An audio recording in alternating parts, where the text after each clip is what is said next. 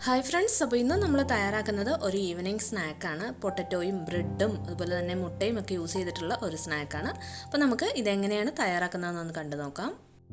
ആദ്യം നമ്മൾ ഇതിനുള്ളിൽ വെക്കാനുള്ള ഫില്ലിംഗ് ആണ് റെഡിയാക്കി എടുക്കുന്നത്. അപ്പോൾ അതിനായിട്ട് ഞാൻ ഒരു പാനിലേക്ക് കുറച്ച് ഓയിലൊന്ന് ഒഴിച്ചു കൊടുത്തിട്ടുണ്ട്.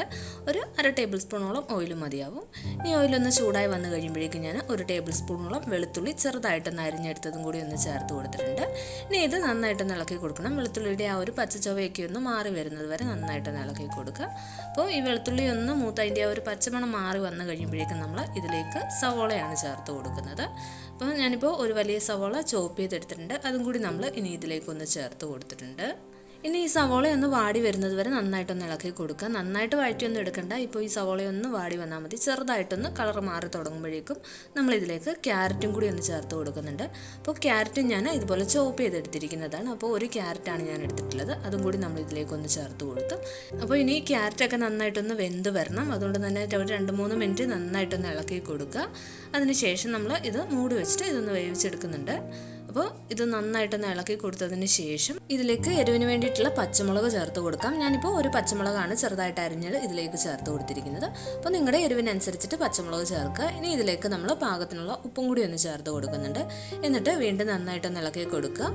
ഇനി ഇതിലേക്ക് നമ്മൾ കുറച്ച് വെള്ളവും കൂടി ഒന്ന് ഒഴിച്ച് കൊടുത്തിട്ട് ഇത് ഒരു 2-3 മിനിറ്റ് നമ്മൾ ഒരു മീഡിയം ഫ്ലെയിമിൽ വെച്ച് ഇതൊന്ന് വേവിച്ചെടുക്കുന്നുണ്ട്.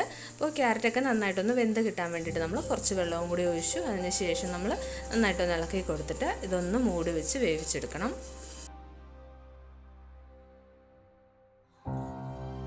അപ്പോൾ നമ്മളൊരു 3 മിനിറ്റ് ഇതൊന്ന് മൂടി വെച്ചിട്ടുണ്ടായിരുന്നു. ഇനി ഈ ക്യാരറ്റൊക്കെ നന്നായിട്ട് വെന്തിട്ടുണ്ടോ എന്ന് നോക്കുക. ക്യാരറ്റ് വെന്തിട്ടില്ല എന്നുണ്ടെങ്കിൽ അല്പം വെള്ളം കൂടി ഒഴിച്ചിട്ട് വീണ്ടും ക്യാരറ്റ് ഒന്നുകൂടി ഒന്ന് വേവിച്ചെടുക്കുക.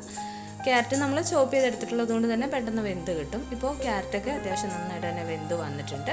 ഇനി നമ്മൾ ഇതിലേക്ക് ഉരുളക്കിഴങ്ങ് ഉടച്ചതും കൂടി ഒന്ന് ചേർത്ത് കൊടുക്കുന്നുണ്ട്. ഞാനിപ്പോൾ 2 മീഡിയം സൈസുള്ള ഉരുളക്കിഴങ്ങ് കുക്കറിലിട്ടൊന്ന് വേവിച്ചതിന് ശേഷം തൊലിയൊക്കെ കളഞ്ഞ് ഇത് നന്നായിട്ടൊന്ന് ഉടച്ചെടുത്തിട്ടുണ്ട്. അപ്പോൾ ആ ഉരുളക്കിഴങ്ങും കൂടി നമ്മൾ ഇതിലേക്കൊന്ന് ചേർത്തിട്ട് നന്നായിട്ടൊന്ന് മിക്സ് ചെയ്തെടുക്കുക. ഇപ്പോൾ നമ്മൾ നന്നായിട്ടൊന്ന് മിക്സ് ചെയ്തെടുത്തിട്ടുണ്ട്. ഇനി ഇതിലേക്ക് പൊടികൾ ചേർത്ത് കൊടുക്കണം. 3/4 ടീസ്പൂൺ മല്ലിപ്പൊടി, പിന്നെ ഞാൻ 1/2 ടീസ്പൂൺ കാശ്മീരി ചില്ലി പൗഡറാണ് ചേർത്ത് കൊടുക്കുന്നത്.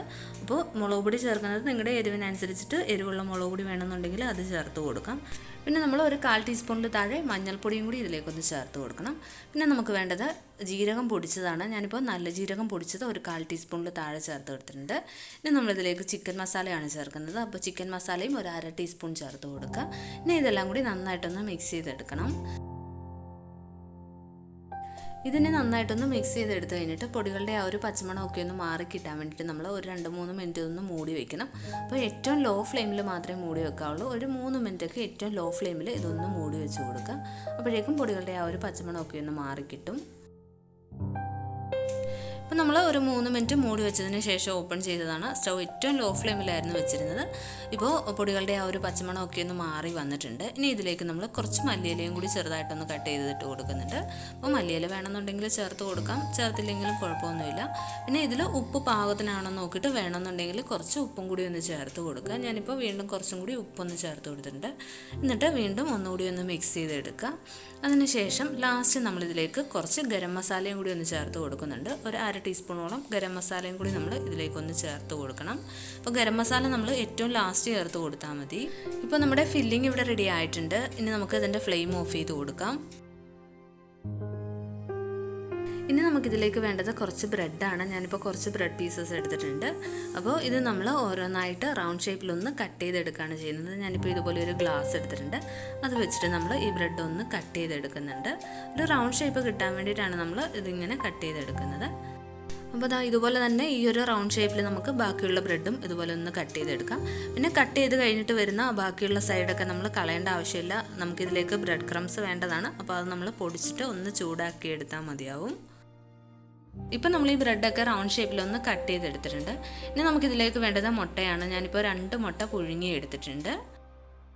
ഇനി ഞാൻ ഒരു ബൗളിലേക്ക് ഒരു മുട്ട ഉടച്ചൊഴിച്ചിട്ടുണ്ട്. ഇതിലേക്ക് നമ്മൾ ഒരല്പം കുരുമുളക് പൊടിയും കുറച്ച് ഉപ്പ് പൊടിയും കൂടി ചേർത്തിട്ട് നന്നായിട്ടൊന്ന് മിക്സ് ചെയ്തെടുത്ത് വയ്ക്കണം. ഇനി നമ്മൾ റൗണ്ട് ഷേപ്പിൽ കട്ട് ചെയ്ത് വെച്ചിട്ടുള്ള ബ്രെഡിന് മുകളിലേക്ക് പൊട്ടറ്റോയുടെ മിക്സ് വെച്ച് കൊടുക്കുക. ഒരു 1.5 ടേബിൾ സ്പൂണോളം വെച്ച് കൊടുക്കാം. പിന്നെ നമ്മളിത് വെച്ച് കൊടുക്കുമ്പോൾ സൈഡിലൊന്നും ആവരുത്. സൈഡൊക്കെ നമുക്ക് ചേർത്ത് ഒട്ടിക്കാനുള്ളതാണ്. അപ്പോൾ സൈഡിലൊന്നും ആവാതെ നടുവിലായിട്ട് വെച്ച് കൊടുക്കുക. ഇതുപോലെ പതിയെ ഒന്ന് പരത്തിയും കൊടുക്കാം, സൈഡിലൊന്നും ആവരുതെന്ന് മാത്രമേ ഉള്ളൂ. ഇനി ഇതിന് മുകളിലേക്ക് നമ്മൾ പുഴുങ്ങിയ മുട്ടയാണ് വെച്ച് കൊടുക്കുന്നത്. അപ്പോൾ മുട്ട നമ്മൾ 4ആയിട്ടൊന്ന് കട്ട് ചെയ്തെടുത്തിട്ടുണ്ടായിരുന്നു. ഒരു മുട്ട നമ്മൾ 4ആയിട്ട് കട്ട് ചെയ്യുക. ഞാനിപ്പോൾ റൗണ്ട് ഷേപ്പിൽ തന്നെയാണ് കട്ട് ചെയ്തിരിക്കുന്നത്. അതും കൂടി നമ്മൾ ഇതിന് മുകളിലേക്ക് വെച്ച് കൊടുക്കുക. ഇനി ഇതുപോലെ മറ്റൊരു ബ്രെഡ് പീസ് വെച്ചിട്ട് ഇതൊന്ന് കവർ ചെയ്യുകയാണ് ചെയ്യേണ്ടത്. അപ്പോൾ കവർ ചെയ്യാൻ വേണ്ടിയിട്ടുള്ള ബ്രെഡ് പീസ് നമ്മൾ വെള്ളത്തിലൊന്ന് മുക്കിയതിന് ശേഷം ഒന്ന് പിഴിഞ്ഞെടുക്കുക. ജസ്റ്റ് ഒന്ന് മുക്കിയിട്ട് അപ്പം തന്നെ എടുക്കണം, കാരണം ഒരുപാട് വെള്ളമായി പോകരുത്, ചെറുതായിട്ടൊന്ന് നനഞ്ഞ് വന്നാൽ മതി. ഇതിങ്ങനെ നനഞ്ഞ് കിട്ടുവാണെന്നുണ്ടെങ്കിൽ പെട്ടെന്ന് തന്നെ ഇതുപോലെ ഒന്ന് പ്രസ് ചെയ്ത് കൊടുത്തു കഴിഞ്ഞാൽ നന്നായിട്ട് ഒട്ടിയിരിക്കും. അപ്പോൾ അതുകൊണ്ടാണ് നമ്മൾ ഇതൊന്ന് നനച്ചിട്ട് ഇതുപോലെ ഒന്ന് ഒട്ടിച്ചു കൊടുക്കുന്നത്. സൈഡൊന്നും വിട്ടു പോവില്ല, നന്നായിട്ട് തന്നെ ഒട്ടിയിരിപ്പുണ്ട്. അപ്പോൾ ഇതുപോലെ തന്നെ നമുക്ക് ബാക്കിയുള്ളതും ഒന്ന് ചെയ്തെടുക്കണം.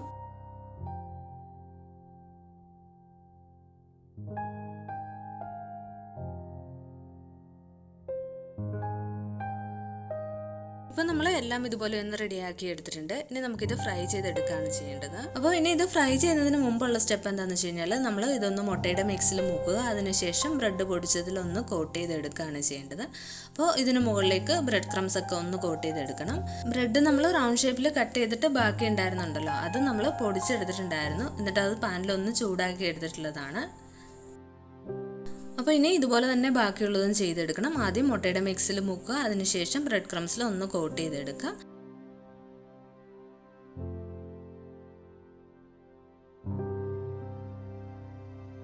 അപ്പോൾ നമ്മൾ റെഡിയാക്കി വെച്ചിട്ടുണ്ടായിരുന്നത് മുഴുവനും ഇതുപോലെ ഒന്ന് ചെയ്തെടുത്തിട്ടുണ്ട്. മുട്ടയുടെ മിക്സിൽ മുക്കിയതിന് ശേഷം ബ്രെഡ് ക്രംസ് ഒന്ന് കോട്ട് ചെയ്തെടുത്തിട്ടുണ്ട്. ഇനി നമുക്കിത് ഫ്രൈ ചെയ്തെടുക്കുകയാണ് ചെയ്യേണ്ടത്. അപ്പോൾ അതിനായിട്ട് പാനിലേക്ക് ഓയിൽ ഒഴിച്ചു കൊടുക്കുക. ഓയിലൊന്ന് ചൂടായി വന്നു കഴിയുമ്പോഴേക്കും നമുക്ക് ഓരോന്നായിട്ട് ഇതിലേക്ക് ഇട്ട് കൊടുക്കാം. ഓയിൽ നന്നായിട്ട് അങ്ങ് ചൂടായി പോകരുത്, ഒരു മീഡിയം ചൂടായതിന് ശേഷം ഓരോന്നായിട്ട് ഇതുപോലെ എണ്ണയിലേക്ക് ഇട്ട് കൊടുക്കുക. എന്നിട്ട് ഫ്ലെയിം മീഡിയം ഫ്ലെയിമിൽ വെച്ചാൽ മതി, ഏറ്റവും ലോ ഫ്ലെയിമിൽ വെക്കരുത്, ഒരു മീഡിയം ഫ്ലെയിമിൽ വെച്ചിട്ട് വേണം ഇതൊന്ന് ഫ്രൈ ചെയ്തെടുക്കാൻ. ബ്രെഡ് ആയതുകൊണ്ട് പെട്ടെന്നൊക്കെ അരിഞ്ഞു പോകും, അതുകൊണ്ട് തന്നെ നമ്മളൊരു മീഡിയം ഫ്ലെയിമിൽ ഇട്ടിട്ട് ഇതൊന്ന് ഫ്രൈ ചെയ്തെടുത്താൽ മതി. ഗോൾഡൻ ബ്രൗൺ കളറായി കിട്ടുന്നവരെ നമ്മൾ തിരിച്ചു മറിച്ചിട്ട് ഫ്രൈ ചെയ്തെടുക്കണം. പിന്നെ ഫ്ലെയിം ഒട്ടും തന്നെ കൂട്ടി വെക്കരുത്, ഒരു മീഡിയം ഫ്ലെയിമിൽ വെച്ചാൽ മതി, മീഡിയത്തിൽ താഴെ വെക്കരുത്. അപ്പോൾ അതാ ഈ ഒരു ഗോൾഡൻ കളറായി വന്നപ്പോഴേക്കും നമ്മൾ എണ്ണയിൽ നിന്നും കോരി മാറ്റിയിട്ടുണ്ട്. അപ്പോൾ ഇതുപോലെ തന്നെ നമ്മൾ ബാക്കിയുള്ളതും ഫ്രൈ ചെയ്തെടുക്കുക. പിന്നെ ഇത് നമ്മൾ ഫ്രൈ ചെയ്യുന്നതിന് മുമ്പേ ഒരു അരമണിക്കൂർ ഫ്രിഡ്ജിലൊന്ന് വെക്കുകയാണെന്നുണ്ടെങ്കിൽ ഇത് ഫ്രൈ ചെയ്തെടുക്കുമ്പോൾ ഒട്ടും തന്നെ എണ്ണയൊന്നും കുടിക്കില്ല. പിന്നെ പെട്ടെന്ന് ഫ്രൈ ചെയ്യാനാണെന്നുണ്ടെങ്കിൽ ഒരു 10 മിനിറ്റ് ഫ്രീസറിലൊന്ന് വെച്ചാൽ മതി, എന്നിട്ട് ഇതൊന്ന് ഫ്രൈ ചെയ്തെടുത്താൽ മതി. ഇതിപ്പോൾ ഫ്രിഡ്ജിലൊന്നും വെച്ചില്ല എന്നുണ്ടെങ്കിൽ കുഴപ്പമില്ല, ബ്രെഡ് ക്രംസ് ഒക്കെ കോട്ട് ചെയ്തതിന് ശേഷം ഡയറക്റ്റ് ഫ്രൈ ചെയ്തെടുത്താലും മതി. അപ്പോൾ ഇത്രയേ ഉള്ളൂ, നമ്മുടെ സ്നാക്ക് ഇവിടെ റെഡി ആയിട്ടുണ്ട്. അപ്പോൾ ഇന്നത്തെ വീഡിയോ ഇഷ്ടമായെങ്കിൽ ലൈക്ക് ചെയ്യുക, കമൻറ്റ് ചെയ്യുക, പിന്നെ ഫ്രണ്ട്സിനൊക്കെ ഒന്ന് ഷെയർ ചെയ്ത് കൊടുക്കുക. അപ്പോൾ ട്രൈ ചെയ്ത് നോക്കിയിട്ട് ഫീഡ്ബാക്കൊക്കെ കമൻറ്റ് ബോക്സിൽ എഴുതുക. പിന്നെ നമ്മുടെ ഈ ചാനൽ ഇതുവരെ സബ്സ്ക്രൈബ് ചെയ്തിട്ടില്ല എന്നുണ്ടെങ്കിൽ ചാനൽ ഒന്ന് സബ്സ്ക്രൈബ് ചെയ്യുക. അപ്പോൾ ഇനി നമുക്ക് വീണ്ടും മറ്റൊരു വീഡിയോ ആയിട്ട് കാണാം. താങ്ക്